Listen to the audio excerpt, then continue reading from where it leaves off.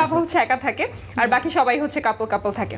তো আসলে দর্শকরাও জানতে চায়, আমিও জানতে চাই যে এটা আসলে আমরা কবে আসলে সুখবর পাচ্ছি। এটা একটা সিক্রেট, যেদিন হবে সেদিন ধামাকা হবে। আই থিঙ্ক অপিনিয়ন্স গুলো নিজের মধ্যে থাকাই ভালো। এন্ড আমার মনে হয় যে এটা করা উচিত না, সবারই সবার প্রতি রেসপেক্টফুল থাকা উচিত। মেয়েরা অনেকেই বলে যে এই গ্রুপে সাফা আমি, আই লাইক ইট। আমার তো মনে হয় এটা যদি আরো বেশ কিছু বছর চলতে থাকে, আমি মনে হয় এই গ্রুপে সাফা আমি নিয়ে একটা গ্রুপই খুলে ফেলতে পারবো। সোশ্যাল মিডিয়াতে কিন্তু এই যে আমরা এটা আমাদের সাক্ষাৎকার শুরু হওয়ার আগেও কিন্তু আমি আপনার সাথে কথা বলছিলাম যে সোশ্যাল মিডিয়ায় কিন্তু আমি আপনাকে ফলো করি। তো একটা মজার কোশ্চেন আমার হচ্ছে জিজ্ঞাসা যে আপনার যে ফ্রেন্ড সার্কেল, আপনাকে নিয়ে যে জিনিসটা সবচেয়ে বেশি আলোচনা হয় যে আপনাদের যে ফ্রেন্ড সার্কেলের যে ছবি, সেটাতে হচ্ছে সবাই সব গ্রুপে সাফাই আমি এটা। আচ্ছা হ্যাঁ সাফা আমি জানতাম এই এদিকেই যাচ্ছে। হ্যাঁ সাফা হচ্ছে একা থাকে আর বাকি সবাই হচ্ছে কাপল কাপল থাকে।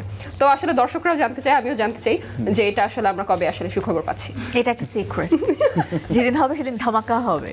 সে ধামাকার জন্য তো সবার অপেক্ষা করতে হবে, এভাবে বলে দিলে হবে?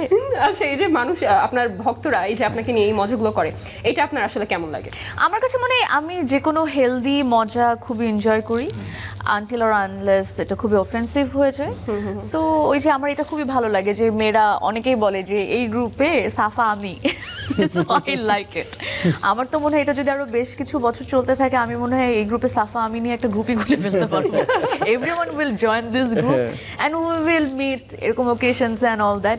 তো হ্যাঁ, বাট আমার খুবই ভালো লাগে, আমার কাছে আমার বন্ধুদের সাথে থাকতে ভালোই লাগে। এন্ড ওরা আমাকে কখনো এরকম ফিল আমাদের মাথাটা আসে না, এটা হচ্ছে কিছু দর্শকের মাথা ব্যথা আর কি।